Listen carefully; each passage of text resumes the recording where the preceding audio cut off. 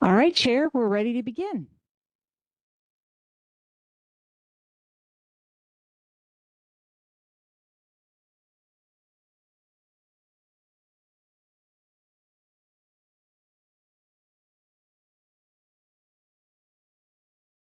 Testing. Yep, it's the right one. Okay. Hello, everyone. I am calling to order the Historic Review Board meeting for Thursday, May 14th, 2026. The first item on our agenda is public comment, non-agenda items, 3 minutes per speaker. We do not have anyone other than the nominator. Okay. Next item is approval of the draft meeting notes for February 17th, 2026, our last Historic Review Board meeting. Would entertain a motion to approve. Motion to approve. I'll second. Okay. Let me go back and call the roll first. Member Salty, Member Bogard, Here. Member Steele, Here. Chair Solberg. Here. We have 4 members of the HRB in attendance. Awesome, thanks. Okay, so we have approved the meeting notes for our last meeting. Now we're moving on to the Bolton Primary School National Registration Nomination Public Meeting. Great. Just let me do an introduction for you here. So the HRB is the appointed Landmarks Commission for the Certified Local Government Program, which is a federal program passed through the state to the local government. And as the Historic Review Board, you are charged with reviewing proposed National Register nominations in our jurisdiction and making a recommendation to the State Landmarks Commission. The State Landmarks Commission will take your recommendation and have their own hearing on the nomination, and they will make a recommendation to the National Park Service. And the National Park Service will make the decision. They will usually make it 90 days or 90 days from the decision from when the state board submits it to them. So you're here tonight to take a look at the nomination prepared by Christy Lance, a community member for the Bolton Primary School. The Bolton Primary School was built in 1956 and is over 50 years old. And we'll invite her to talk a little bit about what she's doing, what she did. And then we can go through what the state has asked us to look at. You should have an evaluation sheet in front of you. I'll give you one, John, Member Steele, in just a second. So there are 6 questions, and we can walk through those. But as members, and as we're speaking as to the criteria of the nomination. And so we also forwarded you the bulletin on how to apply for how to apply National Register criteria for evaluation. So if you have any questions, we can refer to that. Okay. May I quickly ask if there's an on-off button for the screen showing the projection? It's at Dan's desk, but not ours. I apologize, but not all the screens work all the time. Okay. So if you can look on another one or share a screen with someone. Do you not have one either? You don't have one? I'm really sorry that they're not working. Yeah. It's the system is old, and this just happens.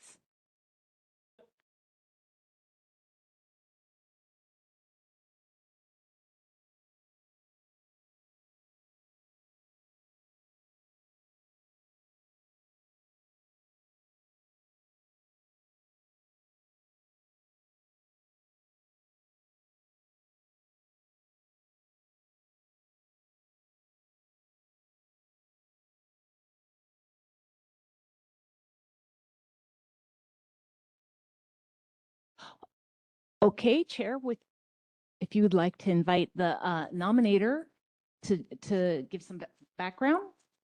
Great. Calling Christine Lance up to the front for the presentation. Thank you.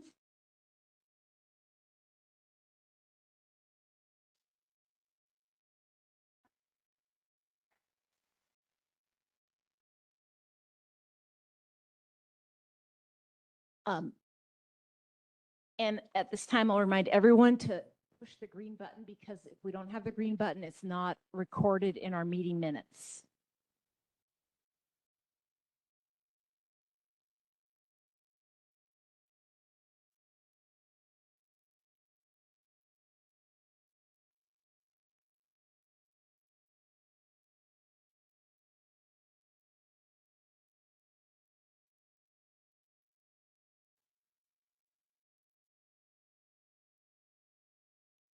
Push this button here. Are you guys able to hear me? Closer? Yeah. Are you able to hear me? Okay, great. My name is Christy Lawns, and I'm a community member in the Bolton neighborhood, and my son is also a second grader at the Bolton School. And so I prepared this nomination as an independent community member with some review back and forth with the State Historic Preservation Office over a couple of cycles. And in the last couple of years, when the district started to talk about the building's future, it really made me wonder about the history of the building. And I knew that the 75-year anniversary was going to be coming up. And so I did a bunch of research and kind of dug into it. And what I discovered is that there's actually a really amazing, rich history around the building and how it's been just sort of a community hub there. And what I also noticed was that all of that history was sort of spread out in a lot of different places. So I thought that it would make a lot of sense to sort of collate that and put it into one place. And that's sort of what fueled my research. And then I started to learn a little bit about post-war educational philosophy and how that has really informed the architecture of the buildings of that time period. And, previous to World War II, we had a lot of those one-room schoolhouses where the teachers sat at the front and the desks were sort of lined up, and it was a really strict version of education. And in the post-war, more modern era, there was a baby boom and a big change, and everything became more child-centered. And that also is reflected in the architecture.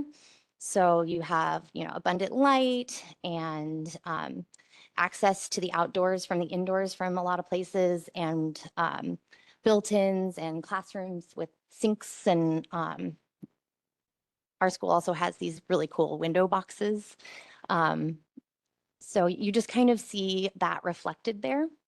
And there's not a lot of great examples of 1950s educational architecture anymore, because we've either expanded them so much or remodeled them or just tore them down and built something new. And so it's a really unique building in the area that is actually a great example of this architecture.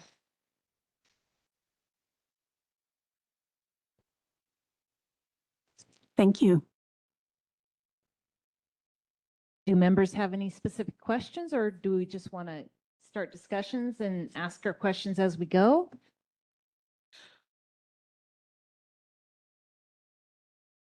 Members, do we have any questions for Christy Lawns?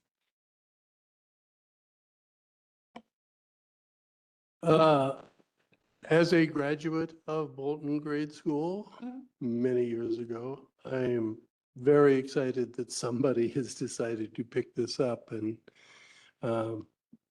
give it some recognition that it really needs. So I very much it's not a question, it's a statement. I really appreciate what you're doing, and I think it's about time.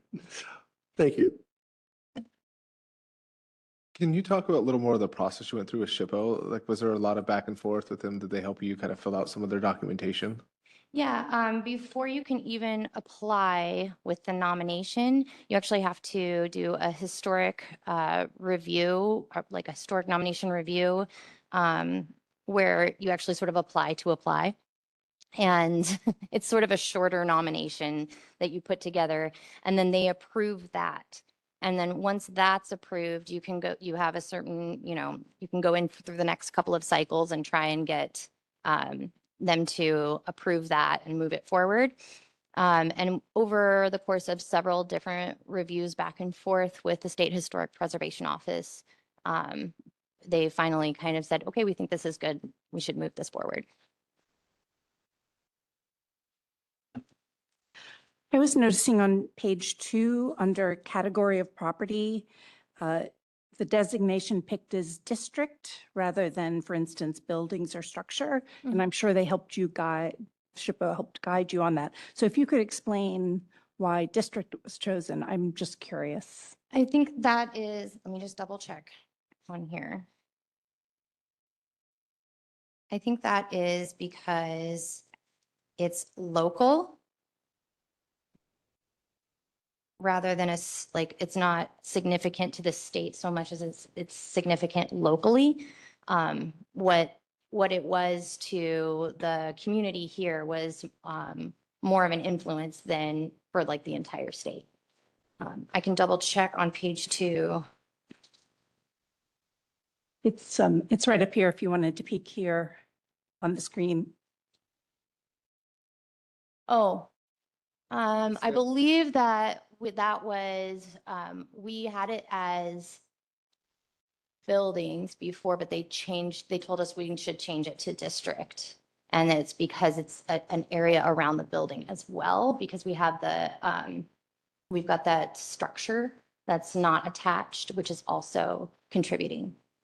Yeah, I liked how the narrative focused a lot on the connection of indoor and outdoor and the landscape and access to it. So that would make sense. Mhm. It's an incredible lift to take on this kind of submission, and it's impressive, and thank you for doing it. I think it's a pretty amazing building. It's sort of unpresuming. One of the nice things about it is that it's on a main road. So if it were on the registry, it's something that people would be able to see every day because they have a lot of people going by there. I really like the entry with the sort of diminutive steel I-beams and the seating that's geared towards children and the covered walkway there. And I also really like the modern Roman bricks that are carried throughout. And it's amazing that it's had so many additions, but you really can't tell. They didn't change the style and sort of carried it through. And it looks so much like it did when it was first built, thanks to that. Yeah, I think that's also kind of a function of the type of plan, that fingerling plan, that you can add the modular units outwards and just kind of make it fit with where it was before. Mhm.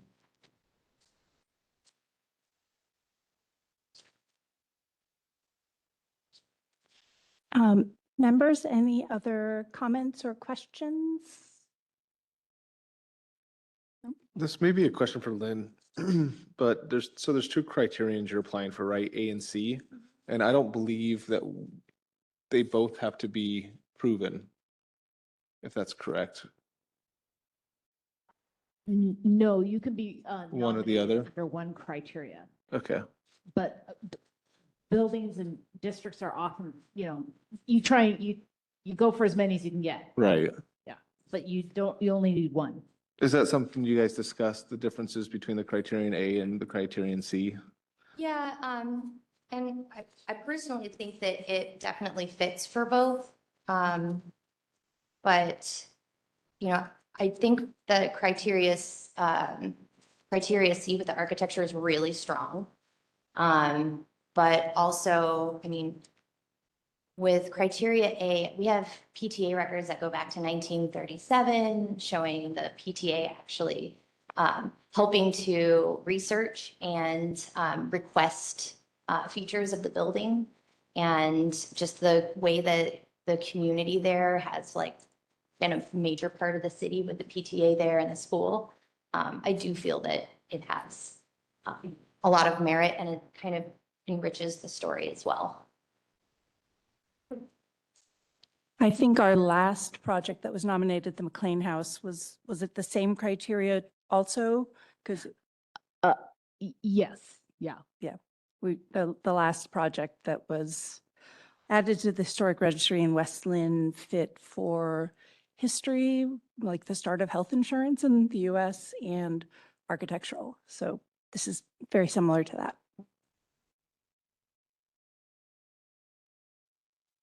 I had read that on modern restoration projects, they're actually having a hard time finding those modern Roman bricks if any need to be replaced. So it's sort of like this snapshot of something that's not going to be built in the future. And with each passing decade, that building is going to be more unique as everything around it changes.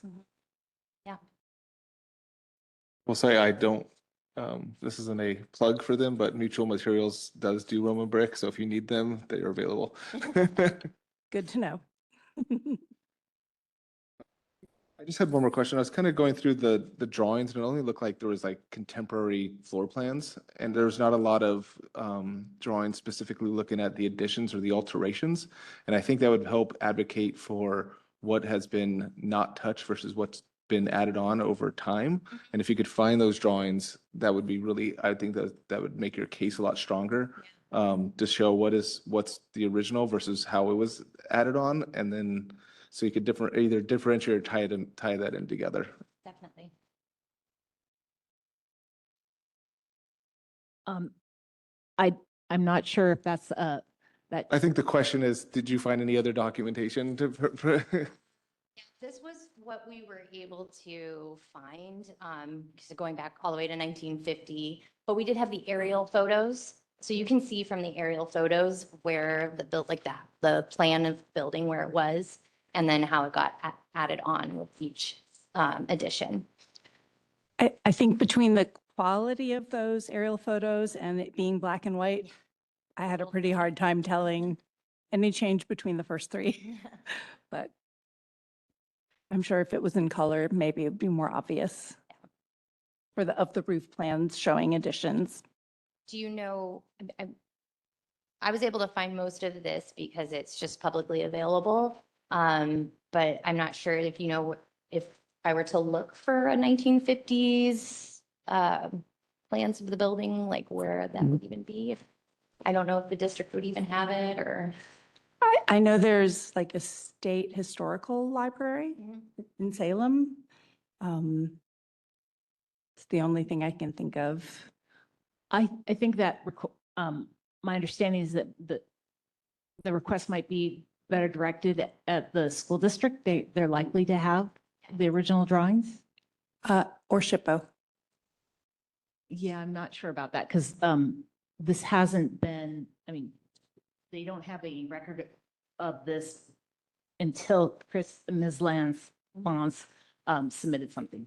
For directing to resources. Oh, Like that, I've been to SHPO presentations where they say, this is where you can do research, and they have a bunch of resources and links to help people research buildings. I do know that with the Stuckey source that I have, that was actually at the West Lynn Library. That's he was the district planner, and he had all the information laid out from like each school. So we have the dates of the additions and how big they were and how much they cost and what they were. Yeah. Nice. Well, I think we can close the portion of the discussion and transfer to discussion among the members as the next phase. Does that sound good? I do have a question. Oh, please. I am curious, throughout your journey on this, I'm sure that you've been speaking with other community members and possibly parents at the school as well. What has your feedback been on how other people feel about it? But I've had only positive feedback about it. Yeah. Okay. Mhm. Any concerns about the cost and the loopholes that will be needed to jump through moving forward? Well, generally, a national historic designation is mostly honorific. And so you're not necessarily putting lots of loopholes in. In fact, what it does do is it sometimes creates leniency for building code. And then it also allows for the district to apply for grants so that they can help maintain that building and preserve it. So I actually think it would be a benefit to everyone in the district if we didn't have to use our tax dollars to pay for those, maintenance fees. Yeah. Yeah. It's part of my concern. I saw a hand raised in the back. I don't know if we want to create the opportunity for public comment. If we could ask you to speak next if you're willing and interested. So, all right, thank you so much. We really appreciate it. Thanks. Okay, let's go ahead and open up the floor for public comment.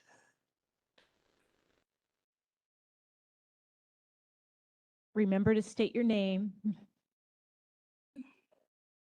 Hi, my name's Amanda Brookshire. Is your green button on? No, is it? Yes.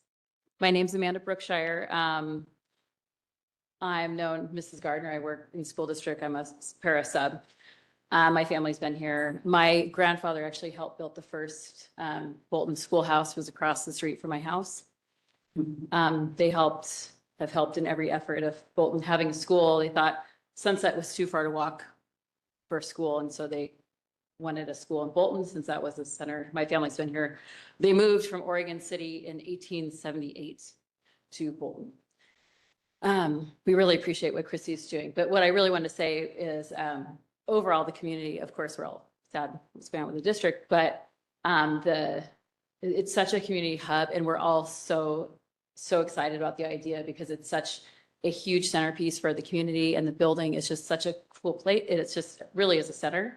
And like all the architectural stuff is just cool. My mom, when she was 4, 5 before kindergarten, she would go sit outside and pretend she was in school when you could just wander around and pretend she was in school. So it's just, I mean, I think I'm a little bit of a special case because I've been here forever. My family has such a strong history, but we just, I work at Willamette and Bolton and Cedar Oak, and I'm around the community, and I'm on the Bolton Neighborhood Association. And I do want to say, it's just such a, like, the effort she's put in and like the pride we have in our community. And that's the centerpiece of our community. And we just are so proud to see, looking to put it on the historic registry so it can stay there. And it's just such a special place. Thank you so much for your comments. Really appreciate it. Okay, now we'll open it up for discussion among the Historic Review Board's members. I'll go ahead and start with you, Member Beauregard. Do you have any comments to add to the discussion?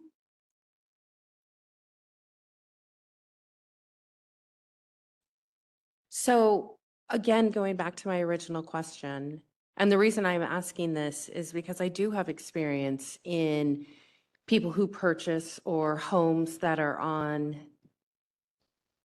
the Historic National Registry, and there are a lot of loopholes they have to go through to make modifications, and that is my concern. I would refer maybe to you two and Lynn a little bit more on that. As you said, there's a lot of grants and things that you can get. I am not educated on that side of it, maybe because it is a community building. There are some nuances there that I'm not aware of. That is my main concern. I think what you're doing is fantastic. I'm not trying to take away from that. That is just my concern.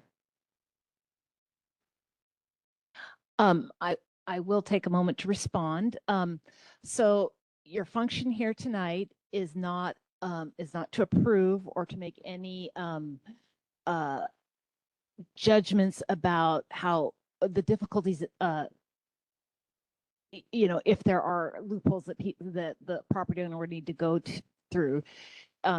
Your responsibilities under this certified local government agreement is to evaluate the nomination document itself, and make recommendations and provide feedback on whether or not the building itself meets the criteria for national registration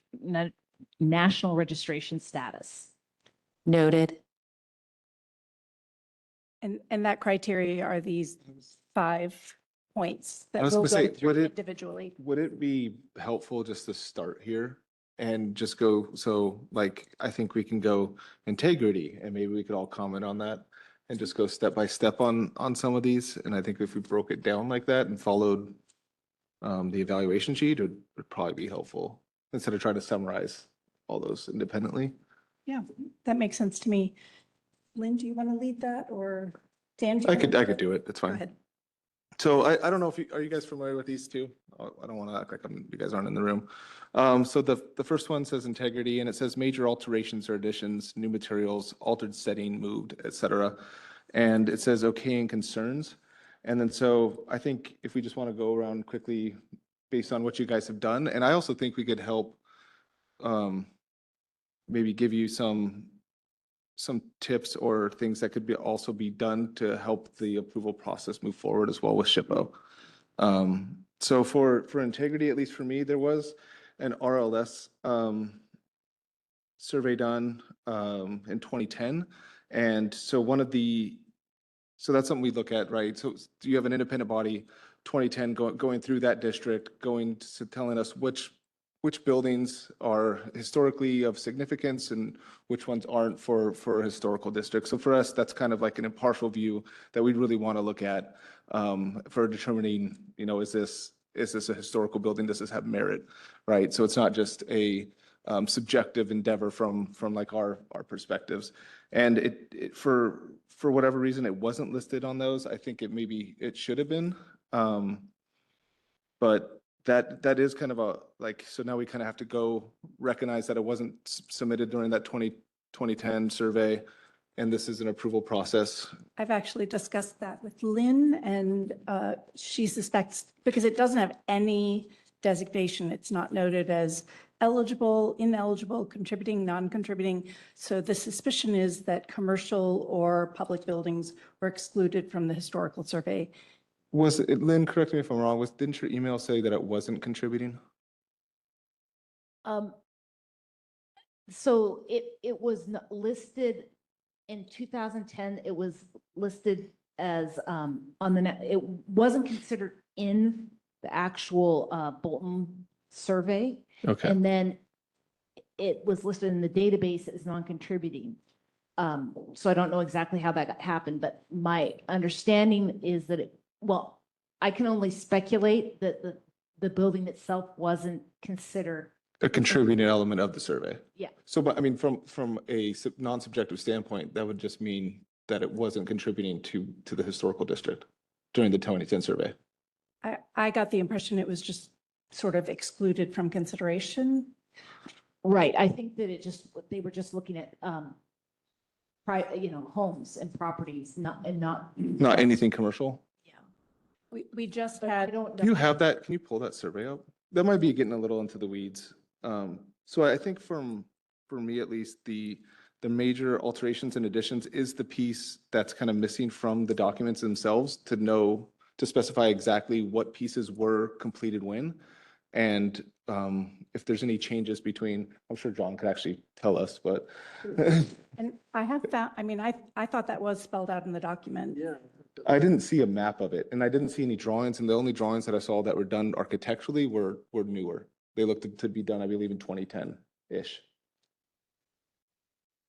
I could tell because they were done in AutoCAD. So that's my concern with integrity, and I'll let you guys chime in on that too. I think one thing that comes to my mind is that we recently had a historical survey done for the Robinwood neighborhood. The Cedar Oak School was listed as eligible and contributing. Mhm. It has a lot of similarities to the Bolton School, but also has some pretty unique things too. The Bolton School has the Roman brick, whereas Cedar Oak has these concrete stuccoized panels. But it also has similarities as far as an entry that's supported by interesting mid-century modern columns holding up the canopy. I feel like they're both strong candidates for the Historic Registry, but also different enough to make them both interesting in their own right. So in the Bolton survey, they refer to one school and it is not the Bolton's school. They called it Bolton though, right? Go back. It's the Prairie School. Interesting. So they We- did say. We don't know school. what that was.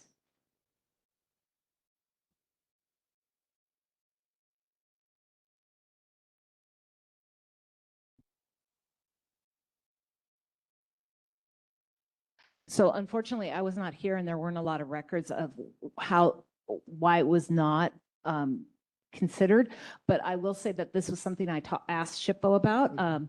And they said, and again, they speculated that it wasn't, it didn't have to be in this document to be Sure. to be considered because things are always evolving and things come into history, you know, they become historical. And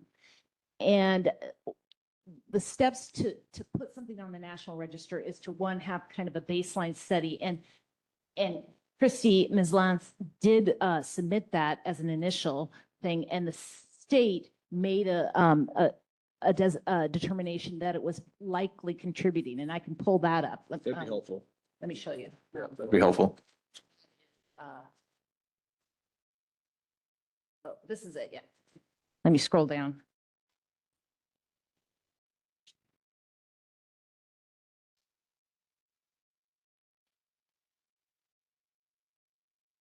So you see, it said, so this was in December 2024. And based on the information that was provided, they say that this Bolton School is potentially eligible for national registration under criterion A, education. And then it goes on. And the second paragraph is criterion C. So this is the document that basically said, yes, please, you know, it hasn't, there's enough there to develop a nomination. And now we evaluate, the next step is to evaluate the nomination itself.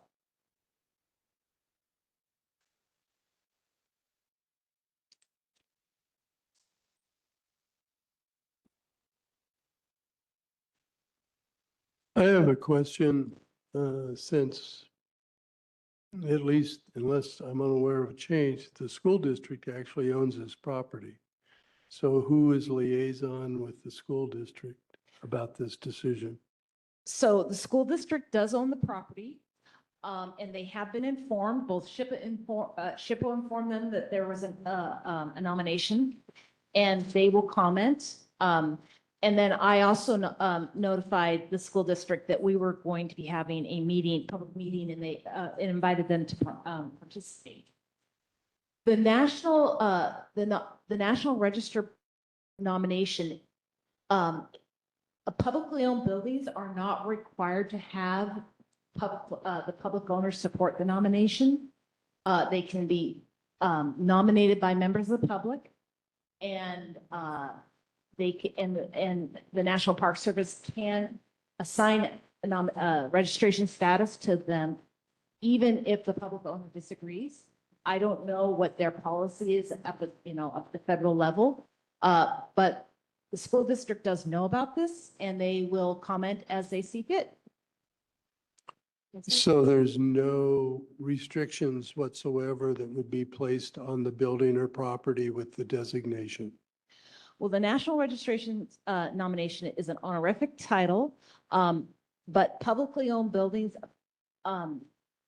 they would be subject to, if any design changes were proposed, they would need to be reviewed by the state SHPO, and SHPO would comment, would work with them to mitigate any potential changes.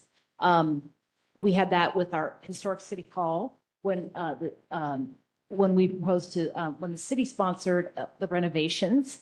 The HRB approved them through the design review process for our local design review process. But then afterwards, SHPO also reviewed them and made comments. I don't know if you recall about the awnings, saying the awnings weren't historic.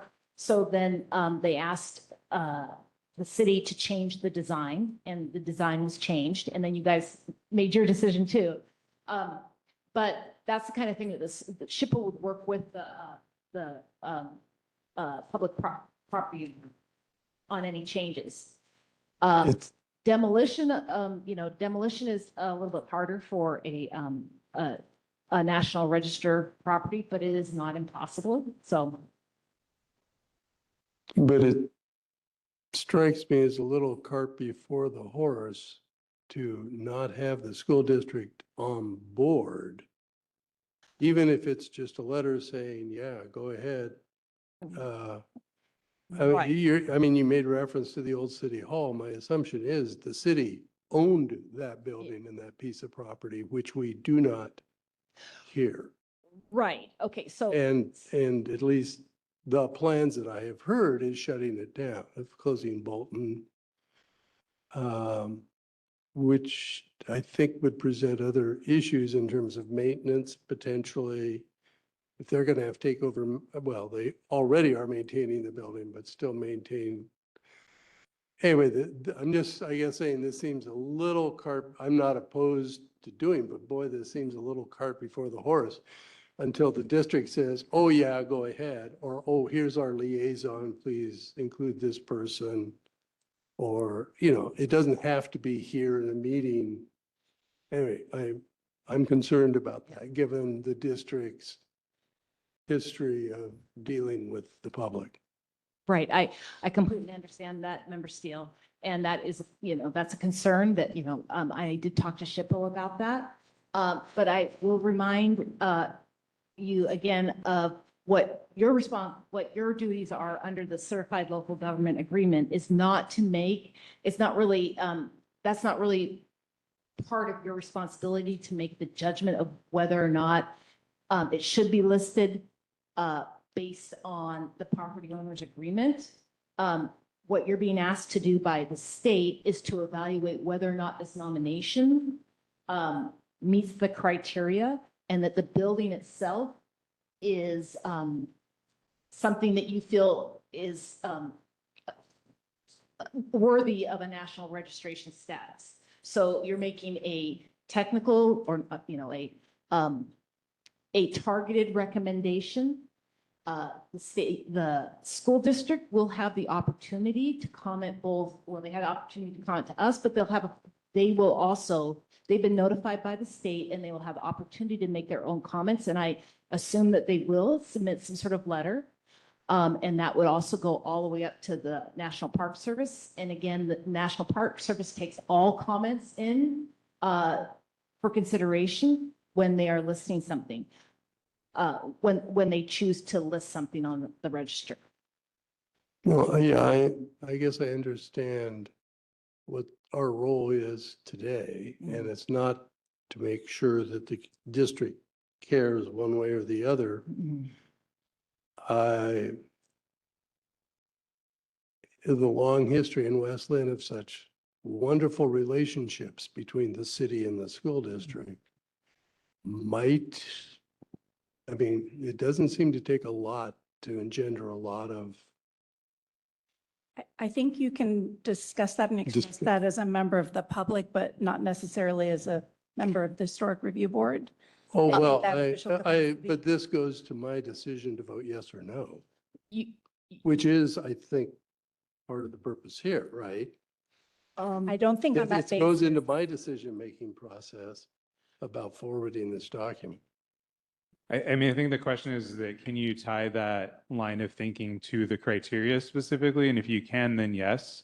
And if you cannot, then no. And there, I mean, the form doesn't provide an opportunity for additional comments, which is otherwise where I would suggest. I'm not asking for additional comment from them. No, I'm saying you make your additional comment that you feel that this is out of order. And I'm just paraphrasing you, but I think that's what I heard you say, that cart before the horse. Right?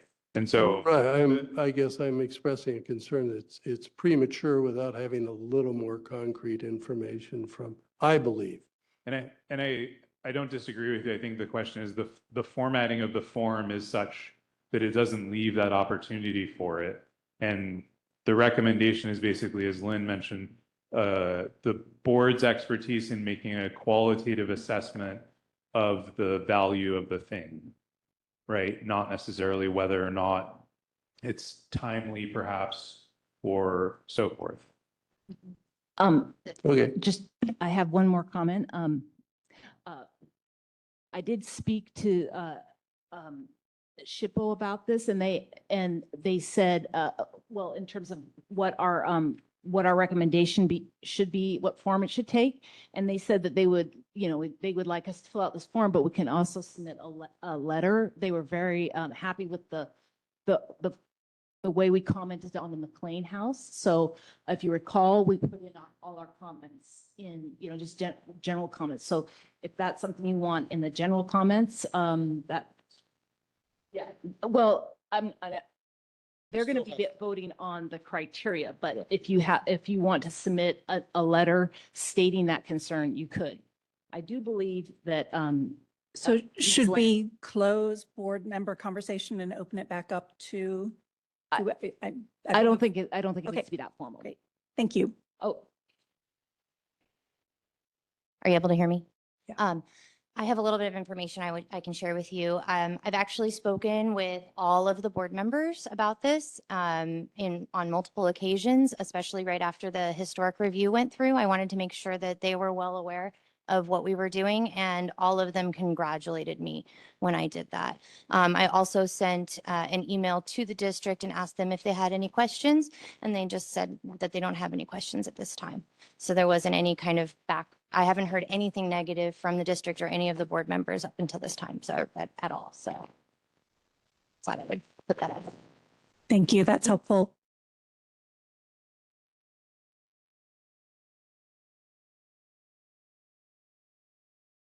Okay. So have we discussed integrity? And should we move on to description?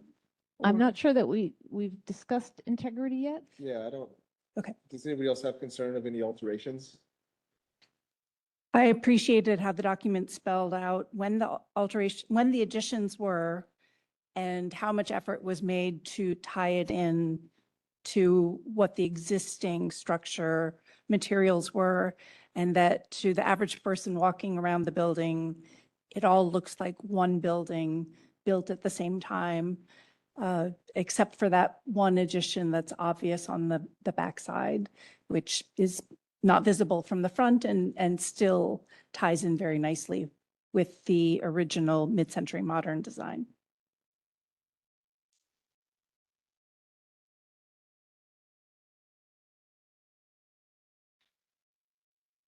Yeah, I think it points out here that the alterations, I think, were done very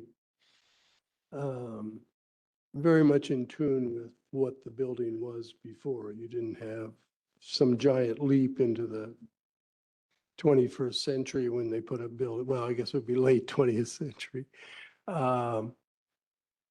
So, yeah, I appreciate that. And I think that because I go by that building frequently. And certainly the presentation, the front side of it, as you said, is facing 43. And that is, except for landscaping, substantially identical to when I was in school there. So that's great. What's been done back on, I apologize, I can't remember the road that connects behind the school where the shed was and so on. I think that's all been done very well. So I don't believe there's any difficulty in my mind saying, yeah, I think that's consistent with what was there. It doesn't look like, gee, something built in 1950 and boom, here's something built in 1997 kind of look to it. They've been very good about not altering, if you will, the gestalt of the building in the area. So, yeah, I think they've done a marvelous job of keeping it together and making it consistent. It's easy to step back and visualize what it was like 60, 70 years ago. Chair, would you like me to share your photos?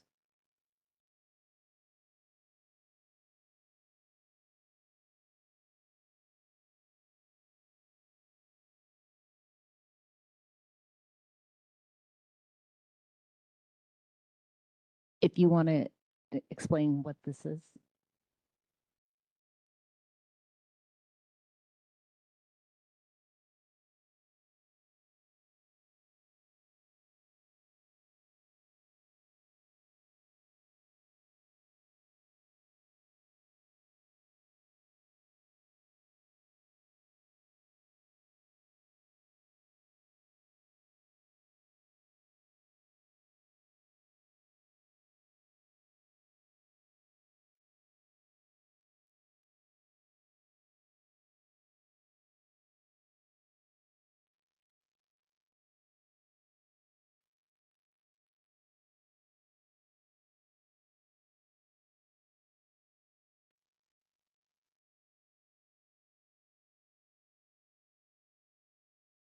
Was that it? Yeah.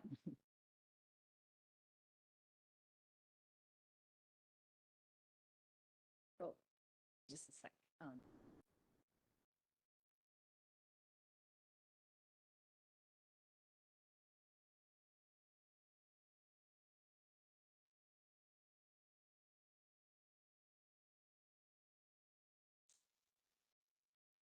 I'm sorry, I didn't get those downloaded. Yeah.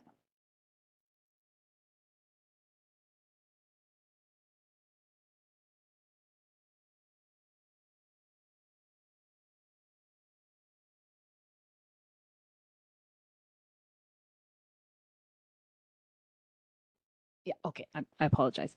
Yes.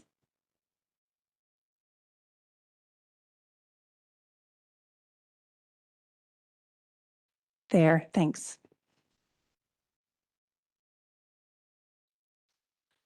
So if we start with integrity, the question in general, I have up on the screen a little discussion from the bulletin, National Register Bulletin. But specifically, SHPO is asking, integrity is an assessment of the property for information that it This is criterion A, maybe. is this one? Okay. Well, if you have any, what are your general feelings about the alterations, new materials, altered setting, moved? Do you have any specific comments on that? I think just the application would be stronger if you identified when and what portions were part of an alteration or addition. Can you hear me now? I just said, I think if your application would be stronger if you submit when the alterations or additions happen and plan.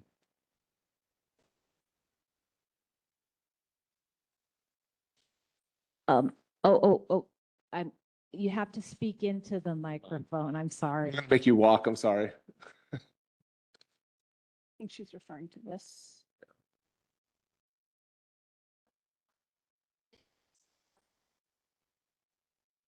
Sorry, it's not on. It's in 1954, 1957, and 1965 were the main additions, and I believe that was all in the report. That came from the Stuckey source that was in the public library, where it was the district planner that wrote the whole history of the district. And it gave us the amounts that each addition cost and square footage and everything. I guess it'd be helpful for the locations. Like I think it says classroom, but it doesn't show like which classrooms were changed. Yeah, so you're able to see from the aerial photos that before it was sort of just a straight little area right there. And then the classroom additions are the ones in the back that make it sort of like an L shape. And then finally, the last addition was the library in 2010. That's on page 44.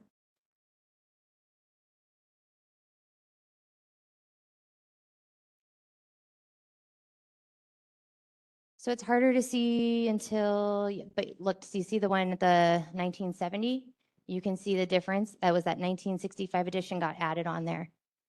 So up until that, the additions were, you had the upper level classrooms were the first classrooms.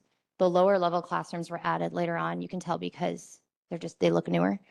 And then you had that little back area that's added on. You can kind of see what makes it a little bit more L-shaped. Thank you.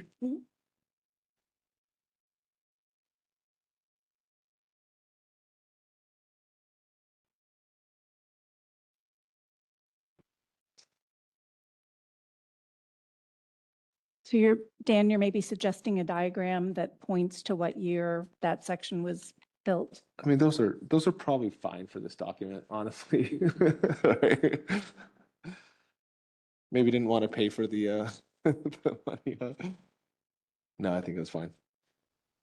My concerns are alleviated. Yeah, for what it's worth, if you, did you say you visited the site yet or not? I've been there. I've never actually been I've never been inside the classrooms. So just the Oh. gymnasium, but I've Yeah. never, But have you been around back? Yeah, yeah. The area and, yeah, if you go with somebody, I'll be glad to go with you if you want to say, I think it's really clear when you're physically there, it's really clear. Oh, this is different. This is clearly different from those two. Oh, this is clearly different from, but it's not like I said, nothing's like wildly out of character because you look at it and go, oh my gosh, they did this, 50, they clearly did this 50 years later. But like I said, I think it's pretty clear if you're on site, you can have a real sense of, oh, that happened and that happened. Not necessarily to the year that it happened, but.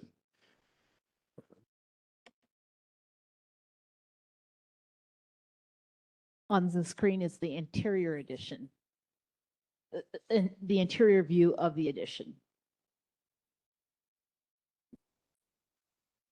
And I think the focus is mostly on the exterior for historic registry nominations. Is that correct? Yes, while the interior is always, is always exciting if it's maintained in the same, as well, but it's the exterior of the building that's considered for the material, for the registry status.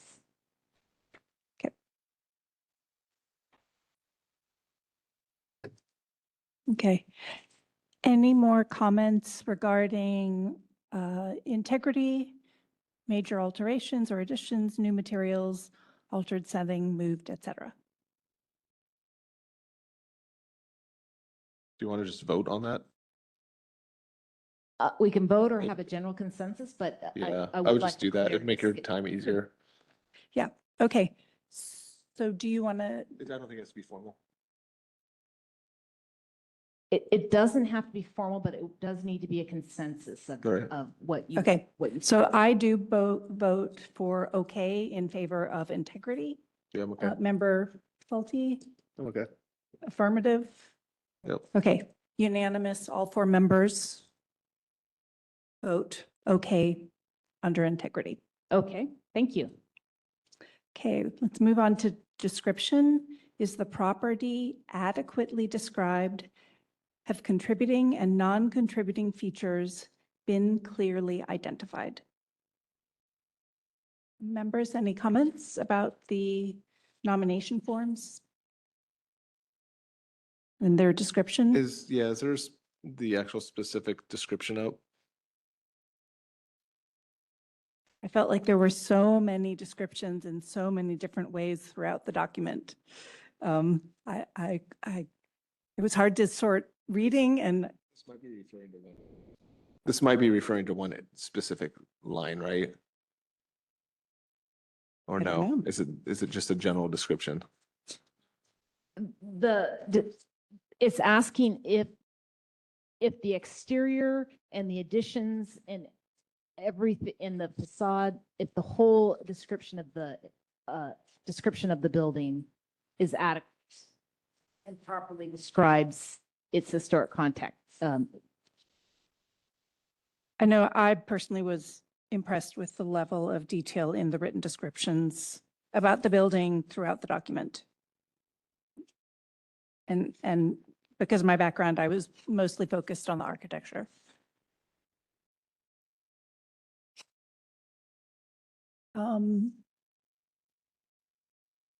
Any other members have comments about description in the document? See now, Dan? Excuse me, Member Salty? Okay. Are we comfortable voting? All right. I personally, Member Chair Solberg, vote okay under description. Member Salty? Yeah, it's fine. Okay, I vote okay. Yes. okay. Bogard. Another one unanimous. Okay, moving on to the third item, significance and context. Has the appropriate criterion been used? Has it been justified? Is the context sufficient in breadth and depth to support the claims of significance? Is the narrative history complete and of the appropriate detail?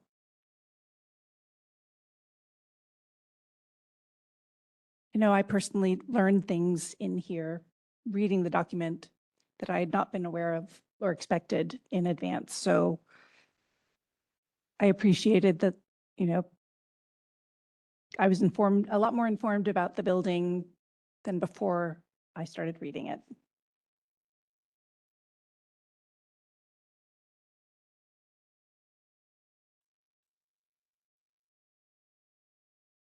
I also thought it was a great read. I learned a lot. It was very entertaining Mhm. for me personally. Yeah.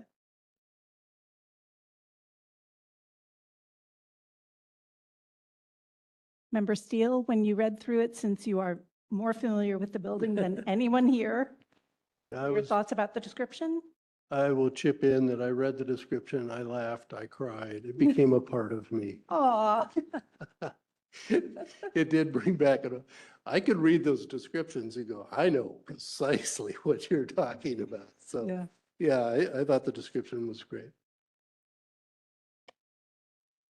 It seems like, I think the question is, has the right criterion been used? And it seems like A and C are correct.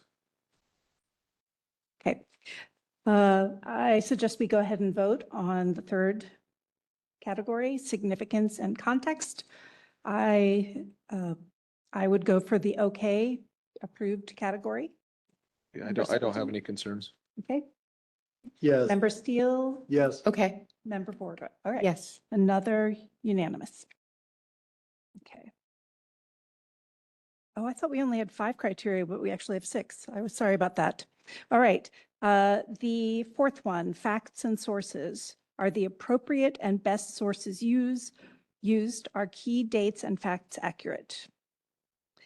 It looks like a very well documented nomination. I didn't go and check all of them, but there's a lot there. I didn't check any of them, but I assume you did.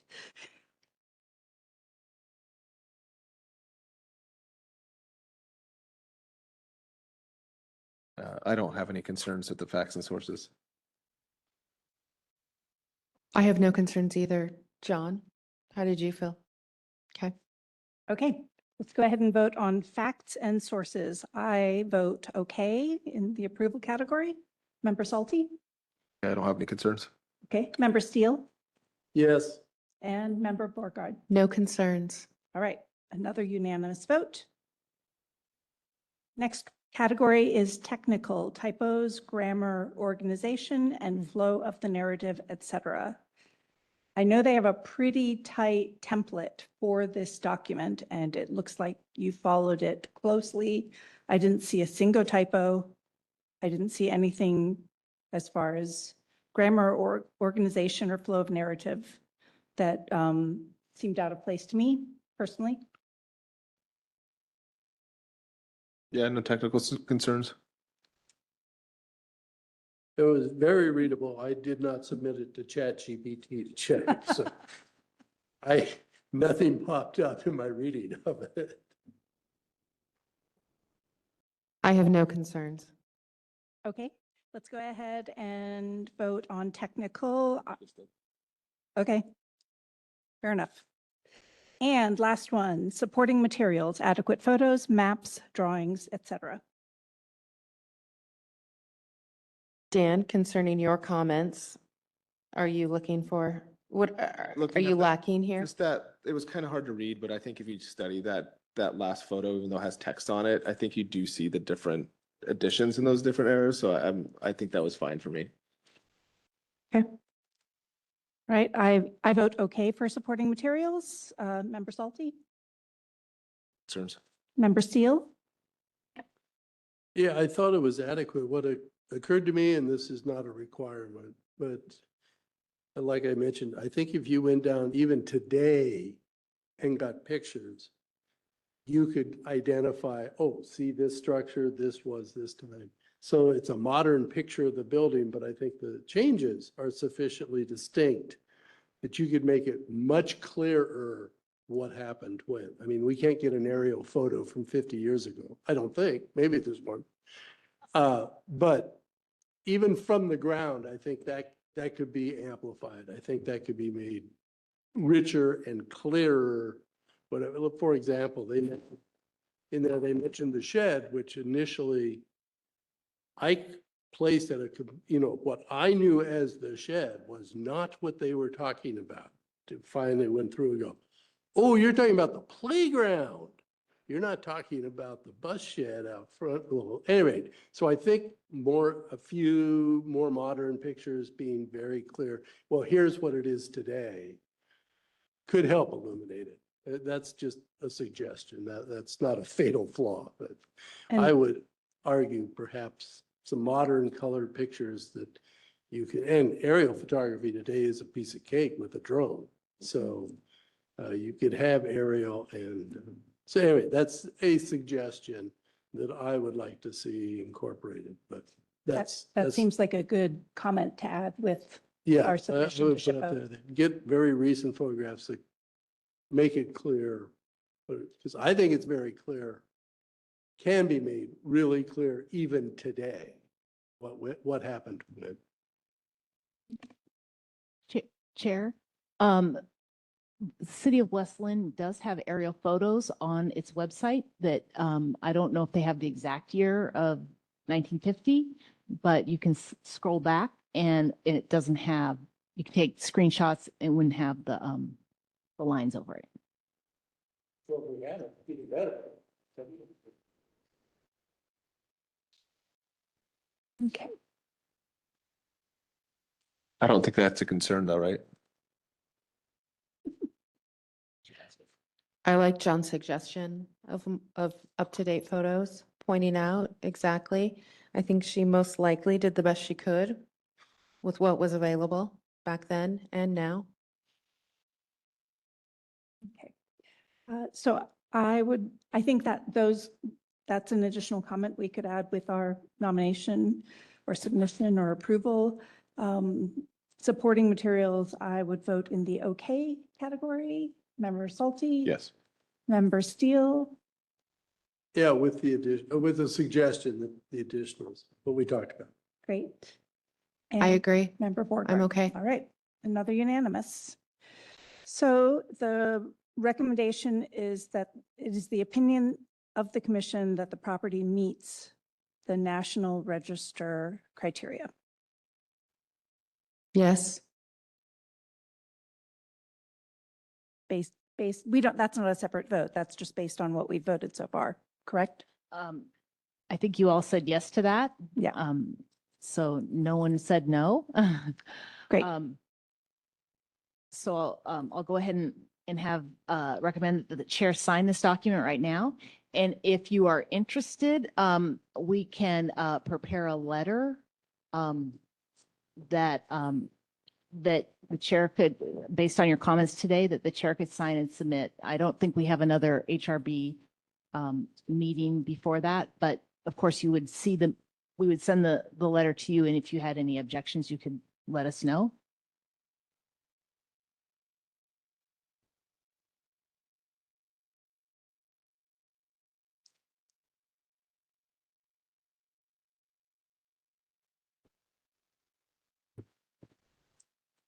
Okay. Thank you so much for all your hard work making that happen. Okay. Number 5 on our agenda, items of interest from board members. For me. Okay.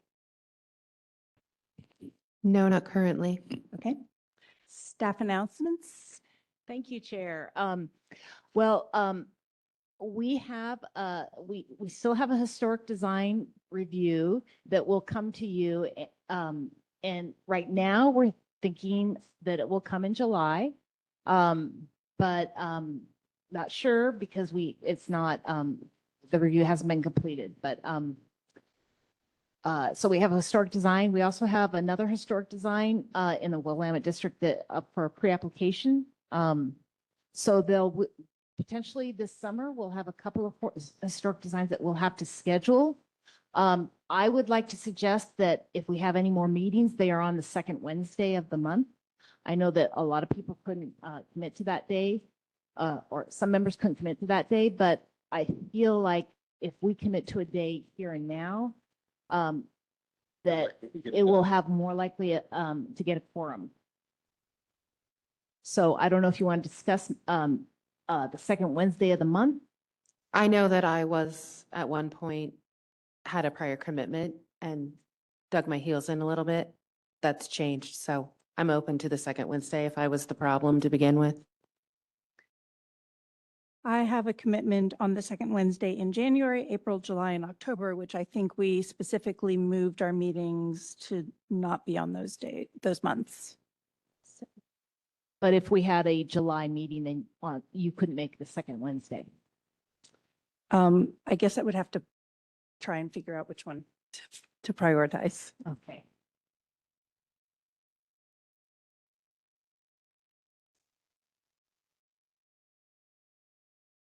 For the quasi judicial, we can go ahead and do a doodle poll. But I will say that it's a little bit, it is frustrating that it's difficult to pin down. So maybe I'll just give out 2 days, alternative days, and you guys vote for the best. But we are 2 members short, so we need everybody for a quorum. We need everyone -1, so. Who are our members at this point? Us 4 and James Manning. James? Wow, okay. Oh, but I will say that Jim Edwards was appointed last night, and he was invited to this meeting, but it was kind of last minute for him to come. But I anticipate that he will come to our next meeting. Okay, great. Yeah, and just to amplify what Lynn is saying with the quasi-judicial applications, we really have a very short window in which we can present them to you. And so we just really appreciate your flexibility and consideration in helping us arrive at a date where we have a quorum, because if we don't, then it just creates lots of problems, and we don't want to end up in that situation. So again, just appreciate everyone's flexibility around that.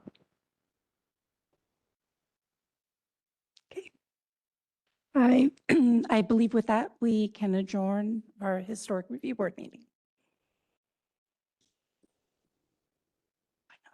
Thank you. Okay.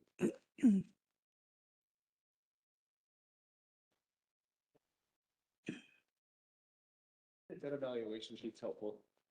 Yeah.